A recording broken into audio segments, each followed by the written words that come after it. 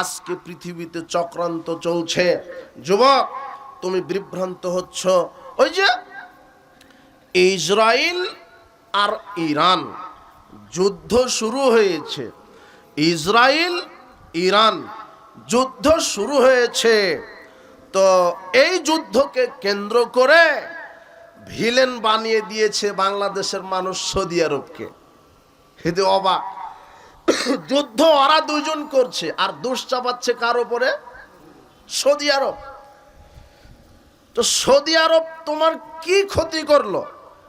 এই যুবক, তুমি সঠিকটা তদন্ত করো। কোরআন মাজিদ আল্লাহ বলছেন, বাল আকসারুহুম লা ইয়ালামুনাল হক, অধিকাংশ মানুষ সত্যটা জানে না। অধিকাংশ মানুষ সত্য জানে না, মিথ্যার উপরে ভিত্তি করে ইসলামের উপরে অপবাদ দেয়। যারা সৌদি বিদ্বেষী, যারা সৌদি বাদশাকে গালি দেন, আল্লাহ আপনাকে হেদায়েত দান করুন। আপনি যে বলছেন যে সৌদি, ওই ইরান, ইসরায়েল এদের পক্ষপাতিত্ব, এদের বিরুদ্ধাচরণ করছে না কেন? আপনি কি জানেন পৃথিবীর ইতিহাসে ইসরায়েলের বিরুদ্ধে যত সহযোগিতা দরকার, ফিলিস্তিনকে সার্বিক এবং সর্বোচ্চ সহযোগী প্রদানকারী রাষ্ট্র মানচিত্রে একটা অদ্বিতীয়, সেটা হলো সৌদি আরব। তোমার জানার ভুল, প্রতি বছর লক্ষ মিলিয়ন অর্থ দিয়ে সহযোগিতা করে ফিলিস্তিনকে, আর ফিলিস্তিনকে ধ্বংস করার প্রাণপণে চেষ্টা করছে ইসরায়েল।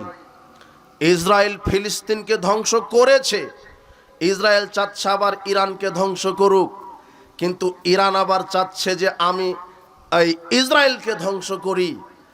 আপনি মনে করছেন যে ইরানের সাপোর্ট করা দরকার? শোনেন, ইসরায়েলের এই অভিশপ্তি, ইহুদি জাতি চিরদিন অভিশপ্ত, চিরদিন এরা নিগৃহীত হবে। সারা পৃথিবীর কোন আলেম ওলামা যদি ইহুদি খ্রিস্টানের বিরুদ্ধে বদদোয়া নাও করে, ইহুদিদের জন্য ধ্বংস কামনা নাও করে, আজ হোক আর কাল হোক, তারপরও আল্লাহ, এটা কোরআন মাজিদ আল্লাহ বলেছেন, সূরা ইমরানের 112 আয়াত। এটা আমরা বিশ্বাস করি, এটা আমাদের আকীদা, এটা আমাদের ঈমান। তোমার ফেসবুকে মুজাহিদ হওয়া লাগবে না।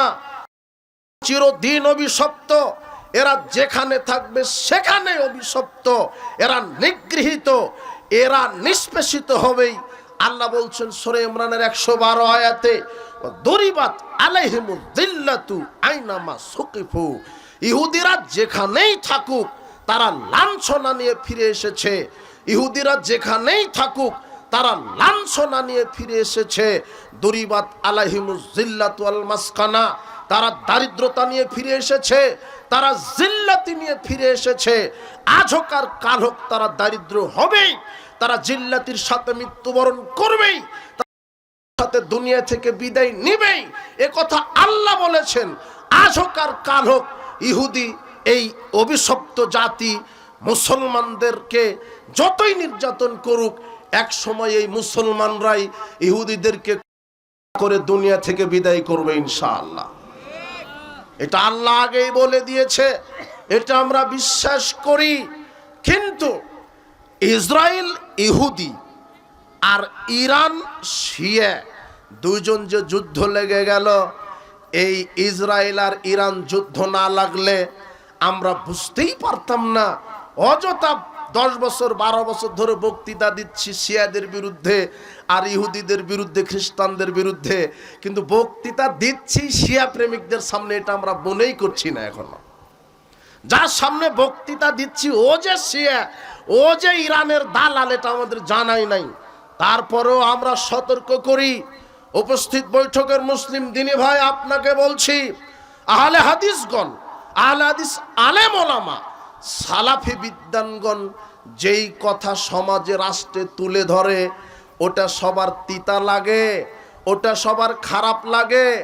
খারাপ লাগলেও 10 বছর হোক 20 বছর হোক, 20 বছর পরে হলো আহলে হাদিসদের তথ্যটাই সঠিক হয়। আপনাকে দেখাই ইসরায়েল ইরান যুদ্ধ। ইসরায়েল ও অভিশপ্ত, ইহুদি অভিশপ্ত, 1000 বার বলবো অভিশপ্ত। আল্লাহকে ধ্বংস করুন। সারা পৃথিবীতে আহলে হাদিস সালাফি বিদ্যানের চাইতে ইহুদিদের বিরুদ্ধাচারণ করেছে এরকম দ্বিতীয় কোনো আলেম ওলামা নেই। ইহুদিদের বিরুদ্ধাচারণ, ইহুদিদের বিরুদ্ধে সর্বাত্মকভাবে যারা মুখে কলমে মিডিয়ায় সর্বাত্মকভাবে যারা প্রতিবাদ জানিয়েছে, পৃথিবীর মাটিতে একমাত্র আহলে হাদিসের বাচ্চারাই ইহুদি খ্রিস্টানের বিরুদ্ধে অতন্ত্র পরি হিসেবে কথা বলেছেন, অতন্ত্র পরি হিসেবে বিরুদ্ধাচরণ করেছেন।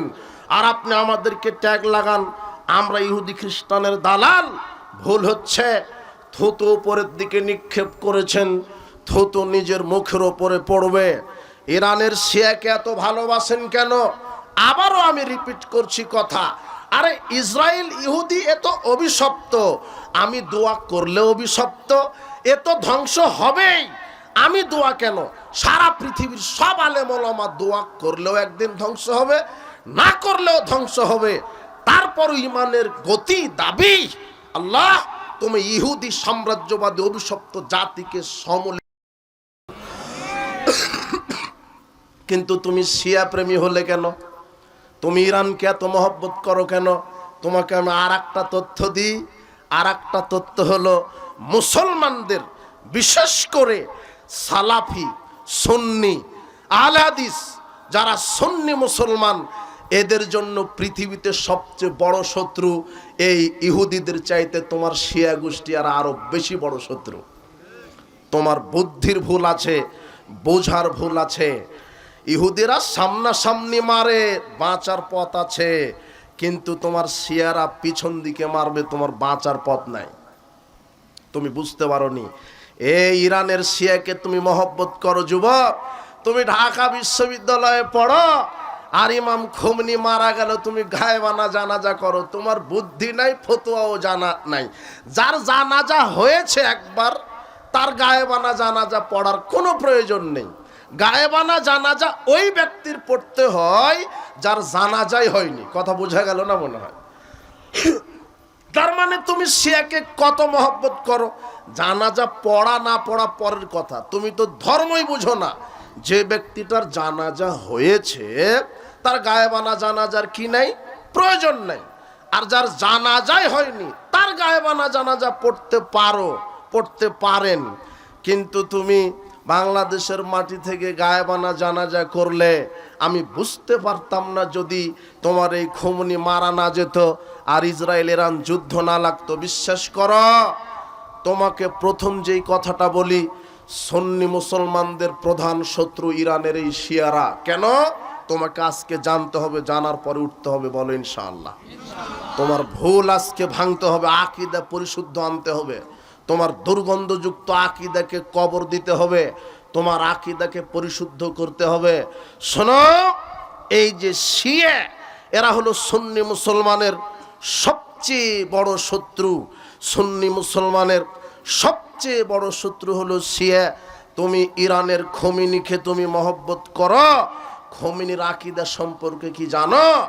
খোমেনির এই রাফেজি শিয়া, এদের আকীদা এত মারাত্মক।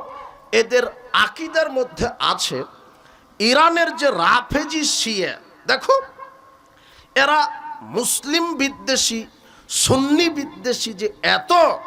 ইরানের রাফেজি শিয়াদের তুমি এদের যে কার্যকলাপ, আজকে ইসরায়েল আর ইরান আকীদা সম্পর্কে একটু পরে বলে নি।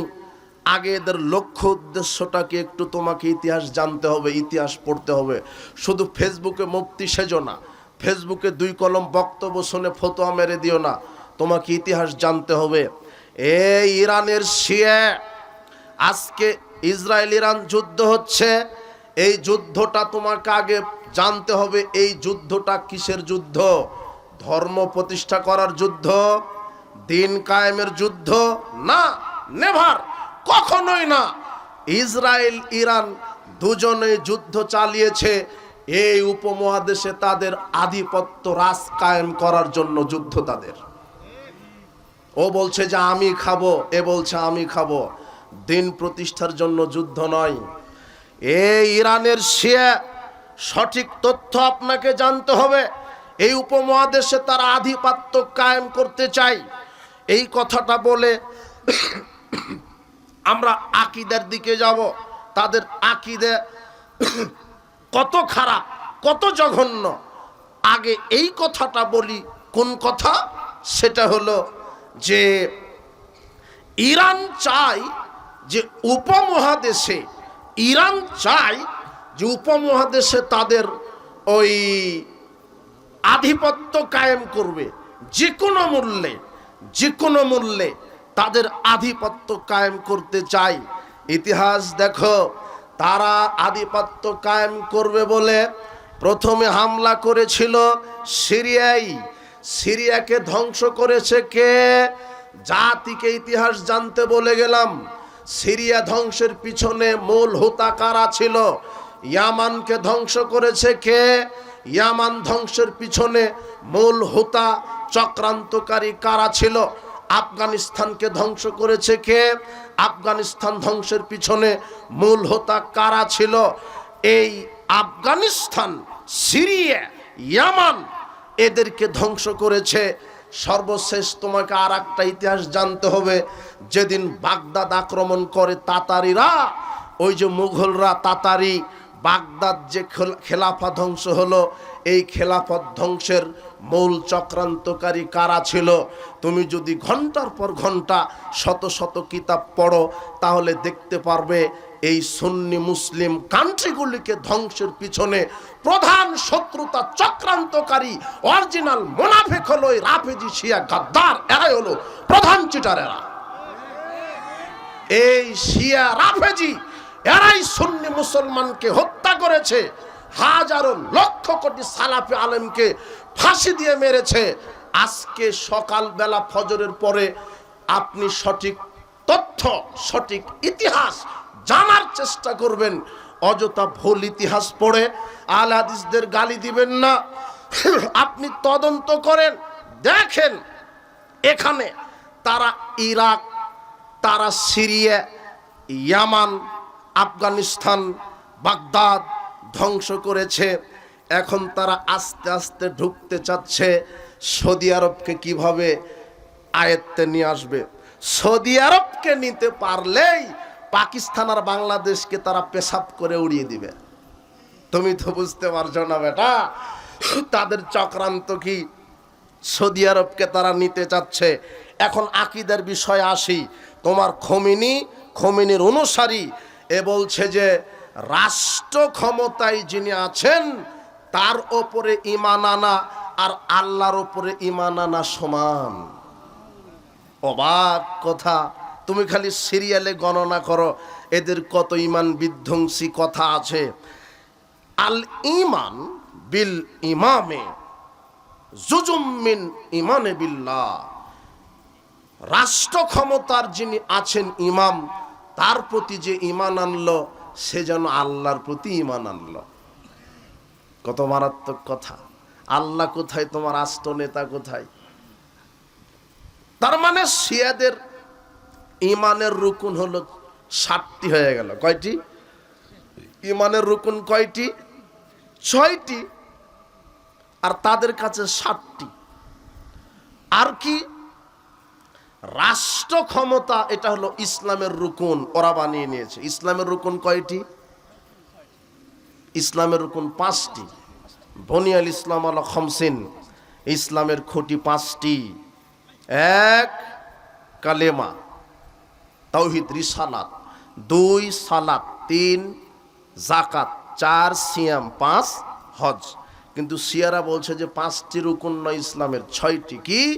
ইয়াতাবিরু শিয়াতুল ইমামা রুকনাম মিন আরকানিল ইসলাম। রাষ্ট্র ক্ষমতাও হলো ইসলামের একটা রুকুন। মুসলমান আছে? নাই। এই আর কি? এদের আরেকটি ঈমান বিধ্বংসী আকীদা, রাফেজি শিয়া, তোমার খোমেনিপন্থী, এরা বিশ্বাস 12 ইমামে বিশ্বাসী। এরা বিশ্বাস করে পৃথিবীর নবী রাসূলগণ যেমন নিষ্পাপ, তেমনি 12 ইমাম এরাও নিষ্পাপ। নবী রাসূলগণের কাছে যেমন ফেরেশতা আসে, এই 12 ইমামের প্রতিও তেমন ফেরেশতা আসে। আর নবী রাসূল আল্লাহর পক্ষ থেকে কোনো কিছু হালাল হারাম ফতোয়া দিতে পারে, নবী রাসূল বলতে পারে এটা হালাল এটা হারাম। ঠিক রাষ্ট্রের কোনো প্রধান যদি একটা বিষয়কে বলে এটা হালাল, তাহলে সেটাই নাকি হালাল হয়ে যাবে। রাষ্ট্রপ্রধান কোনো কিছু হালাল করার ক্ষমতা রাখে না আল্লাহ। এই ইরানের এই খোমেনি মারা গেছে, এ বিধান কায়েম করেছে রাষ্ট্রীয়ভাবে মোতা বিবাহ হালাল। মুহাম্মদ সাল্লাল্লাহু আলাইহি ওয়াসাল্লাম বিদায় হজের ভাষণে জাতির সামনে উদ্দেশ্য করে বলেছেন, আমি মুহাম্মদ সাল্লাল্লাহু আলাইহি ওয়াসাল্লাম মোতা বিবাহকে হারাম ঘোষণা করলাম। মোতা বিবাহ মানে কি বুঝেন? ঠিকা বিবাহ, চুক্তি বিবাহ। মনে করেন চট্টগ্রামে গেছেন ব্যবসার উদ্দেশ্যে 7 দিনের, তো ইরানের রাষ্ট্রীয়ভাবে যেটা সংবিধান, যা আপনি 7 দিন 15 দিনের সফরে গেছেন, ওখানে আপনার দৈহিক চাহিদা মেটানোর প্রয়োজন আছে। স্ত্রী তো বাড়িতে, স্ত্রী তো সব জায়গাতে নিয়ে যেতে পারবেন না। তাই ইরান রাষ্ট্রীয়ভাবে হালাল ঘোষণা করেছে। এই যে ইমাম, ও ইচ্ছা করলে হালাল করতে পারে একটা জিনিস, ইচ্ছা করলে হারাম করতে পারে একটা জিনিস। মানে নিজের স্বার্থে গেলে যেটা হারাম করার হারাম করবে, যেটা হালাল করার হালাল করবে। তো এখন ওখানে চট্টগ্রামে তুমি 7 দিন থাকবে, এখন তোমার স্ত্রী আছে রাজশাহী, যৌবিক চাহিদা পূরণ করতে হবে। তাই ইরান রাষ্ট্রীয়ভাবে বলল যে 7 দিনের জন্য একজনকে চুক্তি বিবাহ করো, 7 দিন থেকে ভোগ করে ওকে তালাক দিয়ে আবার চলে আসো। তোমার এক বুদ্ধিজীবী লোক বলছে, ও বুদ্ধিজীবী না কুবুদ্ধিজীবী শয়তান, ও বলছে কি যে ইরান একমাত্র পৃথিবীর বুকে রাষ্ট্র যেটা পতিতালয় মুক্ত রাষ্ট্র। মানে পতিতালয় নাই, বেশ্যালয় নাই। আশ্চর্য কথা, যেই দেশে মোতা বিবাহ জায়েজ, সেই দেশে পতিতালয় থাকা লাগবে কেন? গোটা দেশটাই তো পতিতালয়। ফতোয়ার মাধ্যমে তোমাকে সাইজ করা হয়েছে। দেখো তাদের এগুলি রাষ্ট্রীয় পর্যায়ে ইমামদের এই ভ্রান্ত আকীদা। আর আকীদা কি? আপনি মহব্বত করেন এই রাফেজি শিয়াদেরকে, তাদের আকীদা হচ্ছে তারা বিশ্বাস করে সুন্নি মুসলমান যারা আছে তারা সব কাফের, এদের সাথে বিবাহ বন্ধন আবদ্ধ হওয়া হারাম, এদের হাতের জবহ করা গরু মুরগি ছাগলের গোশত খাওয়া হারাম, এদের দাফন জানাজা করা হারাম। তারা মনে করে তোমাকে, আর তুমি তাদেরকে মহব্বত করো। আশ্চর্য কথা, ইমাম খোমেনি বলছে যে স্ত্রীর লজ্জাস্থান ব্যতীত যে গুহ্যদ্বার, সেটাতেও সহবাস করা যায়। অথচ মুহাম্মদ সাল্লাল্লাহু আলাইহি ওয়াসাল্লাম বলছেন যে স্ত্রীর গুহ্যদ্বার ব্যবহার করলো, সে যেন কোরআনকে অস্বীকার করার মতো পাপ করলো, সে কবিরা গুনাহগার। ইমাম যেটা বলবে ফতোয়া দিবে সেটাই তো। ভাবে রাষ্ট্রীয়ভাবে ফতোয়া আছে। এ হলো শিয়াদের কিছু এই দিকে রাখি দেয়। আর দেখাই এখন তোমার, দেখো এই দিকে রাখি দেয়, ইমানের দিকে রাখি দেখি শিয়ারা, তারা বিশ্বাস করে রাফেজি শিয়ারা আলী রাদিয়াল্লাহু আনহু বাদে, ফাতেমা হাসান হুসাইন, এই 4-5 জন সাহাবী বাদে পৃথিবীতে রাসূলের যত সাহাবী, সব সাহাবী হলো কাফের। আবু বকর কাফের, ওমর কাফের, উসমান কাফের। তাই তারা কোনো হাদিস মানে। আবু হুরায়রা কাফের, আবু হুরায়রা থেকে যত হাদিস ওরা কি করে না, মানে না। আবু বকর থেকে যত হাদিস, ওমর ইবনুল খাত্তাব থেকে যত হাদিস, আমর ইবনুল আস থেকে যত হাদিস, তারা এগুলি মানে না। কেন? তারা বিশ্বাসী করে এরা সবাই কি কাফের। ইরানের এই রাফেজি শিয়াদের আকীদা, তুমি তাকে মহব্বত করো, সাহাবীকে গালি দেওয়া কুফরি। রাসূল সাল্লাল্লাহু আলাইহি ওয়াসাল্লাম বলছেন, আমার সাহাবীদেরকে তোমরা গালি দিও না, এরা সাহাবীদেরকে কুফরি সাব্যস্ত করেছে। আর কি করেছে? এরা যদি সৌদি আরব দখল করতে পারে, এদের প্রথম কাজ হবে কি জানেন? ইরানের এই রাফেজি শিয়া যদি সৌদি আরব দখল করে নিতে পারে, এদের প্রধান কাজ হবে, প্রথম কাজ হবে আবু বকর, ওমর আর উসমান এই তিনজনের কবরকে খনন করবে। খনন করে তাদের লাশকে উত্তোলন করে দড়ি দিয়ে আগে ফাঁসি দিবে, তারপরে তাদের রাগটা মিটাবে। এত রাগ। ইরানে যদি 90টা কুকুর থাকে তাহলে 90টা কুকুরের নাম রাখে, ওটা আবু বকর, ওটা ওমর, ওটা উসমান। কুকুরের নাম কি? কুকুরের নাম রাখে আবু বকর। তুমি যদি ইরানে যাও, টয়লেটে ঢুকো, টয়লেটের উপরে ডানে বামে যেখানে পা রেখে পায়খানা করো সেখানে নাম রাখা আছে আবু বকর। তারা আবু বকরের কত ঘৃণা করো আবু বকরকে, তুমি তার মহব্বত করো। সারা পৃথিবীর সব মানুষের ইমান এক পাল্লাতে, আর আবু বকর রাদিয়াল্লাহু আনহুর ইমান এক পাল্লাতে। কার ইমান ভারী বেশি হবে? তাকে নিয়ে কটাক্ষ করে উম্মাহাতুল মুমিনিন আয়েশা রাদিয়াল্লাহু আনহা, মুহাম্মদ সাল্লাল্লাহু আলাইহি ওয়াসাল্লাম বলছেন, শোনো জাতি, ইন্না ফাজলা আয়েশা আলান নিসায়ে কাফাজলিস সারিদ আলা সাইরিত তাম। সারা পৃথিবীতে যত খাদ্য আছে সব খাদ্যের উপরে আয়েশার, সব খাদ্যের উপরে সারিদ খাদ্যের মর্যাদা যেমন, সারা পৃথিবীতে যত নারী আছে সব নারীর উপরে আয়েশার মর্যাদা তেমন। আয়েশা কত দামি, আয়েশা কত দামি, আয়েশা কত দামি নারী। আয়েশা রাদিয়াল্লাহু আনহা উম্মাহাতুল মুমিনিন, আমাদের মা, তার কত মর্যাদা। এই রাফেজি শিয়ারা সেই আয়েশার ব্যাপারে অপবাদ দিয়েছে যে আয়েশা রাদিয়াল্লাহু আনহা নাকি জেনাকারিনী নারী। সাফওয়ান বিন মুআত্তালের সাথে নাকি জেনা করেছে। যদি ওই সময়তে মুনাফিকরা মিথ্যা রটিয়েছিল, মুহাম্মদ সাল্লাল্লাহু আলাইহি ওয়াসাল্লাম গায়েব জানেন না, তাই তিনি দুঃখ ভারাক্রান্ত হৃদয়ে ছিলেন। 1 মাস পরে আল্লাহ সুবহানাহু ওয়া তাআলা 10টি আয়াত নাজিলের মাধ্যমে আমাদের মা আয়েশা রাদিয়াল্লাহু আনহার চরিত্রের সার্টিফিকেট দিয়ে দিয়েছেন। আর সেই শিয়া আয়েশা রাদিয়াল্লাহু আনহাকে জেনাকারিনী নারী বলে। আর কি আকীদা? আর আকীদা হচ্ছে বর্তমান মুসলিমরা, সুন্নিরা যেই কোরআন মানে এটা বিকৃত কোরআন, এটা সঠিক নয়। জিবরাইলকে আল্লাহ সূরা আলাকের 5টি আয়াত দিয়ে বললেন যে আলীর উপরে নাজিল করো, কিন্তু জিবরাইল চিনতে পারেনি কোনটা আলী কোনটা মুহাম্মদ। ভুল করে মুহাম্মাদের উপরে নাজিল হয়েছে, তাই ভুলে মুহাম্মদ নবী। আসলে নবী হওয়ার যোগ্যতা আলীর ছিল। এটা যে তুমি যাকে মহব্বত করছো তার আকীদা। আশ্চর্য কথা। আর জিবরাইল আমিন আল্লাহর পক্ষ থেকে 17,000 আয়াত নিয়ে এসেছিলেন, কিন্তু এই মুসলমানেরা গোপন করেছে, বাদ দিয়ে এখন 6,236টা আয়াত কোরআনে রেখেছে। ওর ঈমান আছে? কোরআন নিয়ে যদি কেউ সন্দেহ করে তার ঈমান থাকবে? তারা কোরআনের ব্যাপারে সন্দেহ করছে। তারা বলছে যে 17,000 আয়াত নিয়ে এসেছিল, কিন্তু এখন আছে 6,000 আয়াত। তার মানে মুসলমানেরা কোরআনের আয়াতকে বিকৃত করেছে, পরিবর্তন করেছে। কোরআন হচ্ছে আল্লাহর কালাম। কোরআনকে যে সন্দেহ করবে তার ঈমান থাকবে? ইরানের এই রাফেজি শিয়ারা এরা কাফের। এদেরকে যারা কাফের মনে করবে না, সে অটো কাফের। কথা বুঝতে পেরেছেন? সাবধান। এই আকীদাগুলো আপনি কোথায় রাখবেন? আকীদা রাখবেন কোথায়? আশ্চর্য কথা। এই সুন্নি মুসলমানের সবচেয়ে বড় শত্রু হচ্ছে রাফেজিরা। আপনাকে এখন ইমামগণের ব্যাখ্যা বলি। এটা তো আমি 1447 হিজরিতে বক্তব্য দিচ্ছি।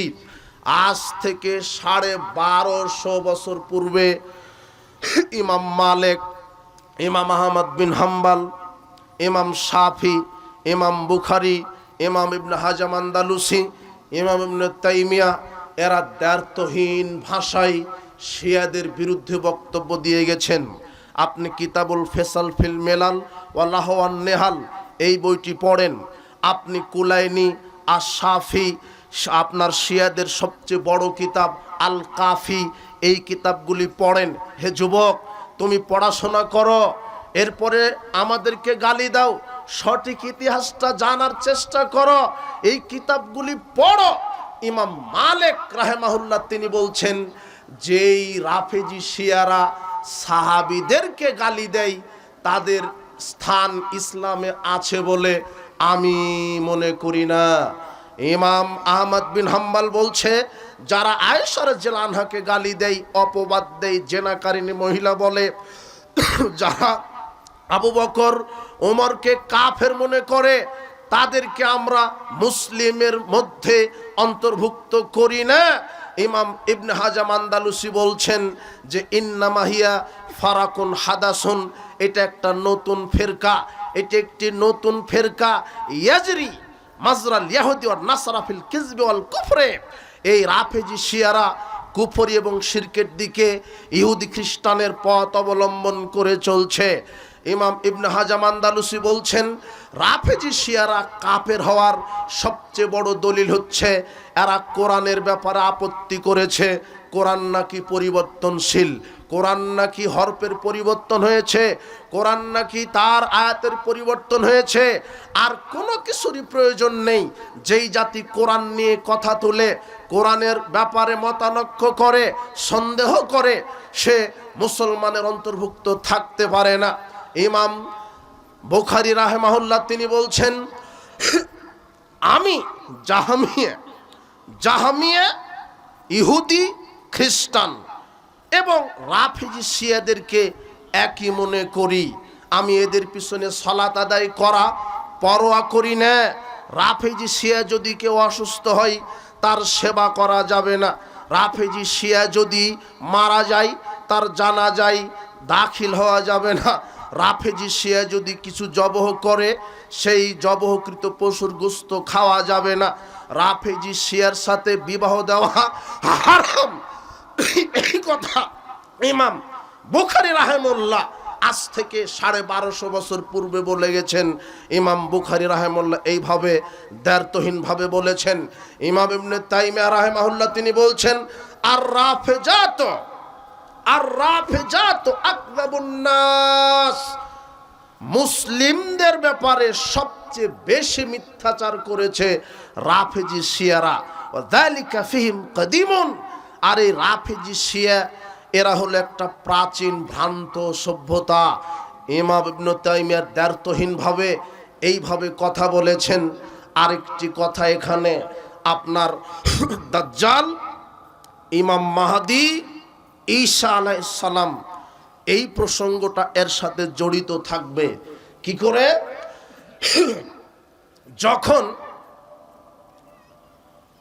শেষ জামানা চলে আসবে, এখানে এই কথাটা বলে আমি শিয়াদের চক্রান্তর বিষয়টা ইতি টানব, যে শিয়ারা এইরকম ইমান বিধ্বংসী আকীদা পোষণ করে থাকে। আর শিয়াদের প্রধান টার্গেট হলো সুন্নি দেশগুলি দখল করা, সুন্নি আহলে সুন্নাত জামাতের আলেম এবং সালাফি আলেমকে ধরে ফাঁসি দেওয়া। এর বিগত ইতিহাসে শত হাজার লক্ষ আলেমকে তারা ফাঁসি দিয়ে মেরেছে। আজও তাদের টার্গেট, এই রাফেজি শিয়াদের টার্গেট এই সুন্নি দেশগুলি দখল করে তাদের আধিপত্য কায়েম করতে চাই। এই জন্য আজও তারা যুদ্ধ চালাচ্ছে। এটা দিন কায়েমের যুদ্ধ নয় যুবক, তুমি ভুল বুঝো না। আমি দ্ব্যর্থহীন ভাষায় ইহুদি খ্রিস্টানের বিরুদ্ধাচরণ করি। আমি দোয়া করলেও ইহুদি ধ্বংস হবে, না করলেও ধ্বংস হবে।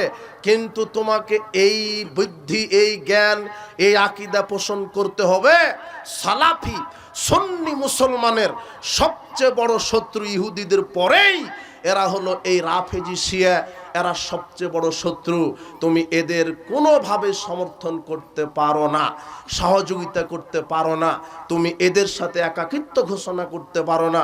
মনে রেখো, এটা তোমার জাত শত্রু। আল্লাহ তোমাকে এই রাফেজি শিয়াদের আগ্রাসন থেকে তোমাকে হেফাজত করুন। উপস্থিত বৈঠকের মুসলিম দিনী ভাই বোন, শেষ জামানায় আবির্ভাব ঘটবে ইমাম মাহদী, দাজ্জাল, ঈসা, ইয়াজুজ মাজুজ, এরপরে পৃথিবী ধ্বংস হবে। খুব খেয়াল, আমি এই শেষ জামানার বক্তব্যটা কেন নিয়ে আসলাম একটু পরে আপনি বুঝতে পারবেন। শেষ জামানার বিষয়ে, শেষ জামানায় কিয়ামতের পূর্বে কি ঘটবে। হুযায়ফা রাদিয়াল্লাহু আনহু বলছেন, ইত্তালা নবী সাল্লাল্লাহু আলাইহি ওয়াসাল্লাম আলাইনা, একদা আমাদের সামনে রাসূল সাল্লাল্লাহু আলাইহি ওয়াসাল্লাম চলে আসলেন। নাহনু নাতাযাকারু, আমরা ওই সময়তে একটা আলোচনা করছিলাম। আল্লাহর নবী বলছেন, মা তাসকুরুনা, তোমরা কি বিষয় আলোচনা করছো? তখন আমরা বললাম, নাসকুরু সা, আমরা কিয়ামত নিয়ে আলোচনা করছি। আল্লাহর নবী বললেন, তোমরা কি বিষয় আলোচনা করছো? তখন সাহাবীগণ বলছেন, আল্লাহর নবী, আমরা কিয়ামত নিয়ে আলোচনা করছি। যেই এই কথা বলেছে, আল্লাহর নবী বলছেন, লান তাকুমা হাত্তা তারাও কাবলা আশরায়া, কশ্চিন কালেও কিয়ামত সংগঠিত হবে না 10টি নিদর্শন প্রকাশ না হওয়া পর্যন্ত। কশ্চিন কালেও কিয়ামত সংগঠিত হবে না 10টি নিদর্শন প্রকাশ না হওয়া পর্যন্ত। এক, ওয়াদ-দুখান, ধোঁয়া বের হবে, পূর্ব থেকে পশ্চিম দিকে ধোঁয়া বের হতে থাকবে, এটা কিয়ামতের একটা আলামত।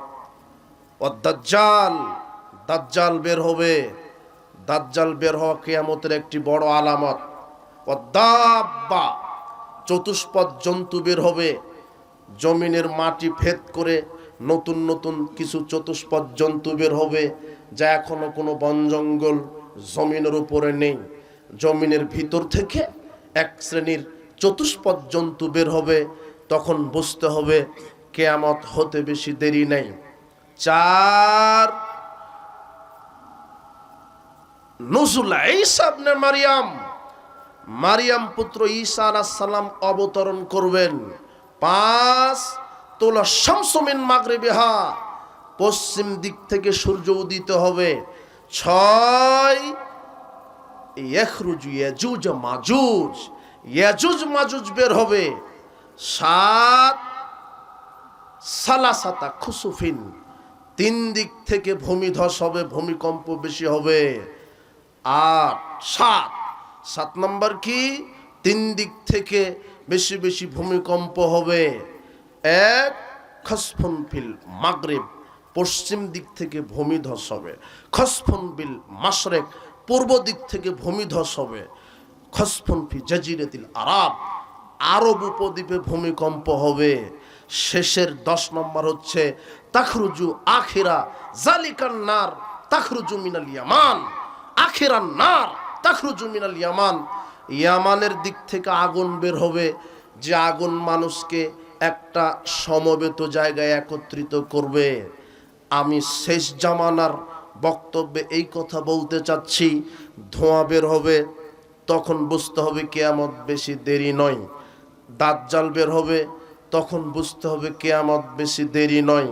দাজ্জাল সম্পর্কে একটু পরে কথা বলি, যেহেতু দাজ্জালের আগে আসবে ইমাম মাহাদি। কিয়ামতের একেবারে নিশ্চিত কিয়ামত হবে, কথা ঠিক, কবে হবে, কোন সময়তে হবে, এই জ্ঞান কার কাছে? আল্লাহর কাছে। তো কিয়ামত শুরু হওয়ার আগেই প্রথম যে নিদর্শন, সেটা হলো ইমাম মাহাদিকে দিয়ে শুরু হবে। কাকে দিয়ে? ইমাম মাহাদি। ইমাম মাহাদির পরেই, ইমাম মাহাদি থাকবে শাসন আমলে, তার শাসন আমলে চলে আসবে দাজ্জাল। দাজ্জাল থাকা অবস্থাতে আসবে ঈসা, ঈসা আলাইহিস সালাম থাকা অবস্থাতে আসবে ইয়াজুজ মাজুজ।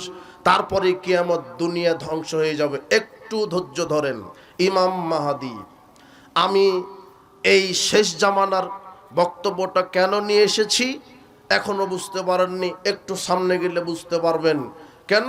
ইহুদিদের সাথে এই বক্তব্যটার মিল আছে, ইহুদিদের সাথে এই বক্তব্যের মিল আছে। আপনি একটু সামনে চলেন, এখানে ইমাম মাহাদি, ইমাম মাহাদির পরিচয়। ইমাম মাহাদিকে রাসূল সাল্লাল্লাহু আলাইহি সাল্লাম বলছেন, ইমাম মাহাদি হবে আমার বংশ থেকে আসবে। ইমাম মাহাদি আমি মুহাম্মদ সাল্লাল্লাহু আলাইহি সাল্লামের বংশ থেকে আসবে। ইমাম মাহাদি আমি মুহাম্মদ সাল্লাল্লাহু আলাইহি ওয়াসাল্লাম বংশ থেকে আসবে, তার কপাল হবে চওড়া প্রশস্ত, নাক হবে খাড়া লম্বা। তার কপাল হবে চওড়া প্রশস্ত, নাক হবে খাড়া লম্বা। তিনি দুনিয়াতে আসবেন, সারা দুনিয়া যেখানে জুলুম নির্যাতন অত্যাচারে পরিপূর্ণ ছিল, ঠিক তিনি দুনিয়াতে এসে শাসন ক্ষমতা হাতে নিয়ে সারা দুনিয়া তিনি ইনসাফ কায়েম করবেন। তখন আর নির্যাতন থাকবে না, তখন আর স্বৈরাচার থাকবে না, তখন আর কোনো নির্যাতন থাকবে না। তিনি 7 অথবা 8 বছর পৃথিবীতে থাকবেন, ক্ষমতায় থাকবেন। ইমাম মাহদী কোথায় থেকে আবির্ভূত হবেন, কখন আসবেন, এই কথা কোরআন হাদিসে নেই, তবে তিনি আসবেন, এটা হলো আকীদা। এটা কি? ইমাম মাহদী আসবেন। জয়ীফ হাদিস আছে 3টা, বলা হচ্ছে খোরাসান থেকে ইমাম মাহদী বের হবেন, তার সাথে কালো পতাকাবাহী লোক থাকবে। তোমরা হামাগুড়ি দিয়ে হলেও তাদের দলভুক্ত হও, এই হাদিস মিথ্যা। খোরাসান থেকে আসবে। কোথায় থেকে আসবে এই কথা মুহাম্মদ সাল্লাল্লাহু আলাইহি ওয়াসাল্লামের মুখ থেকে বের হয়নি।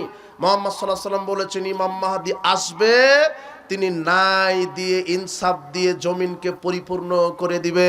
তিনি হবেন আমার বংশের, তার নাম হবে আমার নামে নাম, তার বাপের নাম হবে আমার বাপের নামে নাম, তার নাম হবে আমার নামে নাম, তার মায়ের নাম হবে আমার মায়ের নামে নাম, তার বাপের নাম হবে আমার মায়ের নামে নাম। ইমাম মাহদী আসবে, সারা পৃথিবী অত্যাচারে যেমন পরিপূর্ণ ছিল, তিনি এসে ক্ষমতা হাতে নিয়ে তেমনি না ইনসাফে পরিপূর্ণ করে দিবেন। মুহাম্মদ সাল্লাল্লাহু আলাইহি ওয়াসাল্লাম থেকে এই বক্তব্য। তবে তিনি এসে কোনো এক সময় রুকুনে ইয়ামানি আর হাজর আসওয়াদের মাঝখানে থাকবেন।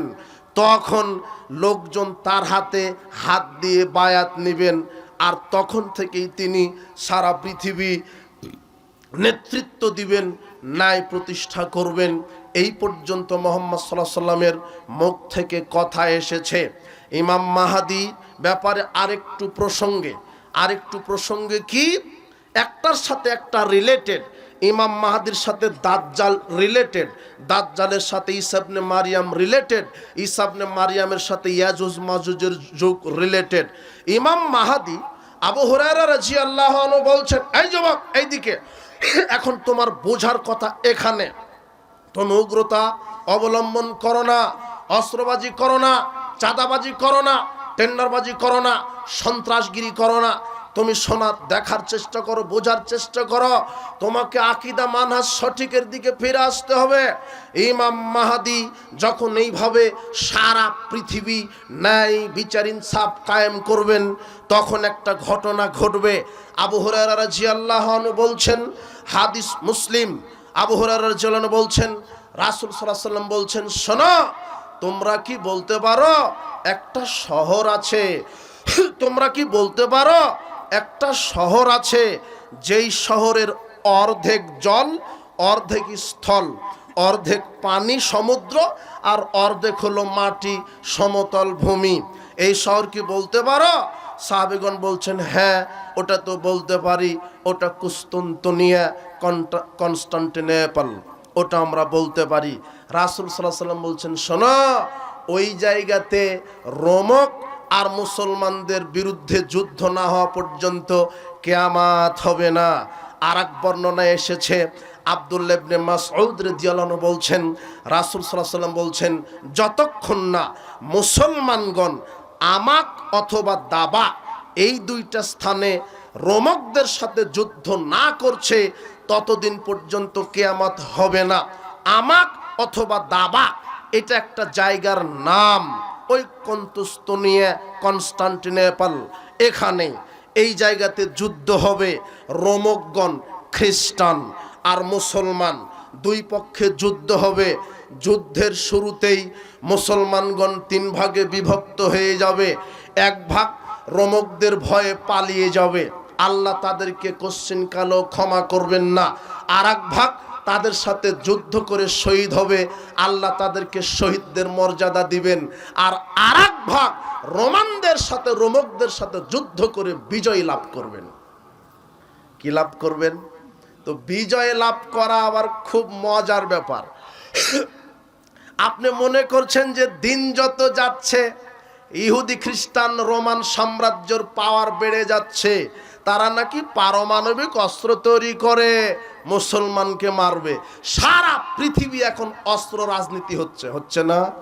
যার অস্ত্র যত বেশি তার দাম্ভিকতা তত বেশি। এই যুবক শোনো, তুমি ভাইরাল বক্তার বক্তব্য শুনে তুমি আবার চলে যায় না মিসাইল যুদ্ধ করতে। তোমার হুজুর যখন যুদ্ধ লাগে আর খুঁজে পাওয়া যায় না, তখন এসি রুমে শুধু ফতুয়াবাজি করে। আশ্চর্য কথা। এই হাদিসটা জেনে রাখো, তোমার হুজুরকে বলতে বলো মুসলমানগণ অস্ত্রে বিশ্বাসী নয়। এখনো বোঝনি, আমি বলিনি, তাই এবারে দেখো। মনে হচ্ছে যে America, Britain, Russia, France, veto রাষ্ট্রগুলি খুব শক্তিশালী। এরা মিসাইল তৈরি করছে, পারমাণবিক বোমা তৈরি করছে। তাহলে আজকে যেই বোমা আছে আগামীকাল আরো ভালো বেশি শক্তিশালী বোমা তৈরি করবে, এই কথাই ঠিক।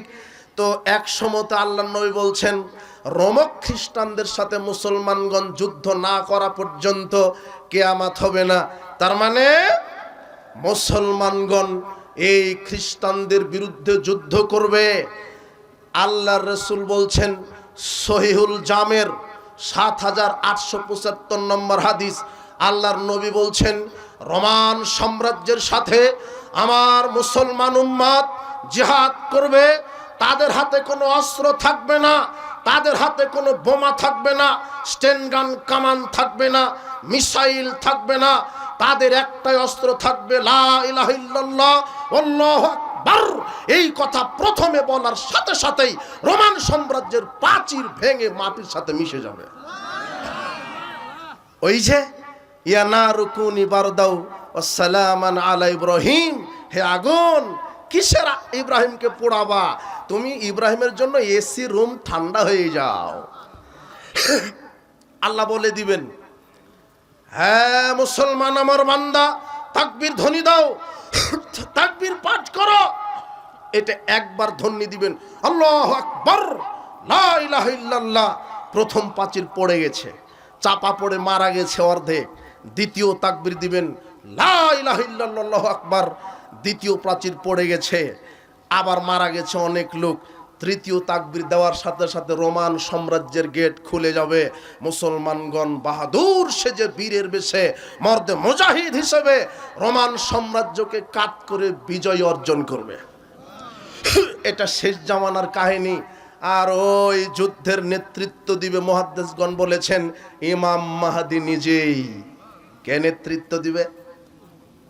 তখন তুমি থাকবে, যদি তোমার আকীদা ঈমান ঠিক থাকে, ইমাম মাহদীর সৈনিক হবে। তোমার এখন তোমার শিয়া ইসরায়েলের দালালি করা লাগবে না, তুমি ট্যাগ লাগায়ও না, থুটুটা উপরের দিকে তুমি নিক্ষেপ করছো। এইভাবে তিনবার যখন তাকবীর ধ্বনি দিবে, আমি প্রথমে আমরা বলেছি মুসলমানের অস্ত্র, বক্তব্যটা মনে আছে কিনা? মুসলমানের অস্ত্র হচ্ছে স্টেনগান কামান নয়, গোলা বারুদ নয়, বোমা নয়।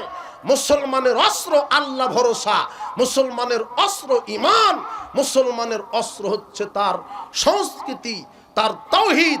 এই তাওহীদটা যদি ঠিক থাকে, এই ঈমানের হুঙ্কারে ইহুদি খ্রিস্টান কুফরি রাষ্ট্রগুলি ধ্বংস হয়ে যাবে ইনশাআল্লাহ। ঈমানের হুঙ্কার, তাওহীদের হুঙ্কার, এইভাবে বিজয় লাভ হবে।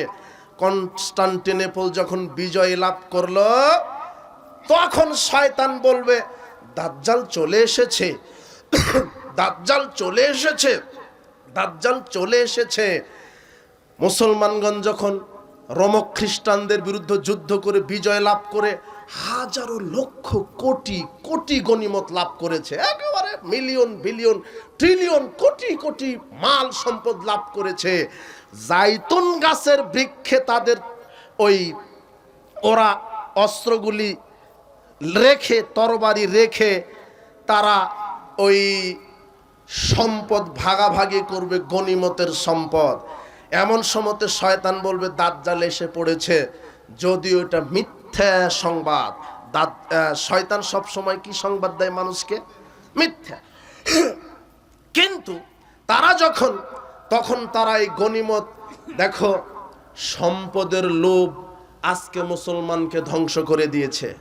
পদমর্যাদার লোভ, দুনিয়ার এই জৌলসতা মুসলমানকে ধ্বংস করেছে। যদিও কথা মিথ্যা, কিন্তু মুসলমানেরা মনে করবে হ্যাঁ দাজ্জাল প্রবেশ করেছে।